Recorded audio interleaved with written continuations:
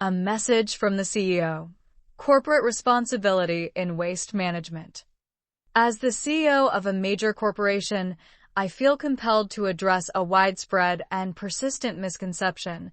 While individual recycling efforts are commendable, they are not sufficient to combat the scale of our global waste crisis. It is time we speak honestly about where true responsibility lies and how meaningful change can truly begin. For decades, the dominant narrative around environmental protection has emphasized personal responsibility. Citizens are encouraged to sort their waste, reduce their use of plastic, and recycle diligently. These actions are certainly positive and should continue. They foster awareness and create a culture of care for the planet. However, the unfortunate reality is that these individual efforts, no matter how widespread, only address a small fraction of the overall problem. A significant portion of global waste and pollution originates not from households, but from industrial processes and large-scale corporate activities. From raw material extraction to manufacturing, packaging, and transportation, companies contribute substantially to environmental degradation. In many cases, these processes happen out of sight, yet their consequences are very real.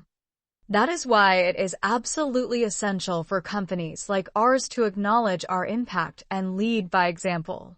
We must critically examine our supply chains, reduce our dependence on single-use materials, and transition toward more circular and sustainable production models. This includes designing products that are easier to reuse, repair, and recycle, as well as choosing suppliers who adhere to high environmental standards. Furthermore, we must invest in innovation, not only in technology but in strategy and mindset.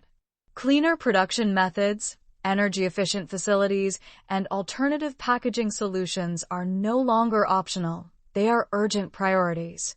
We also have a responsibility to be transparent with our customers and stakeholders, providing clear information about the environmental footprint of our operations.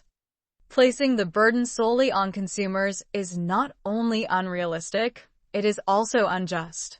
Individuals often lack the power, resources, or options to make more sustainable choices, especially when companies continue to flood the market with poorly designed, disposable goods.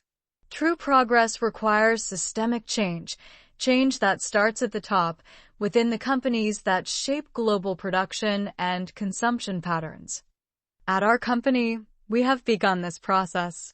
We are setting ambitious sustainability targets, reducing our carbon emissions, and working with partners to develop more responsible ways of doing business.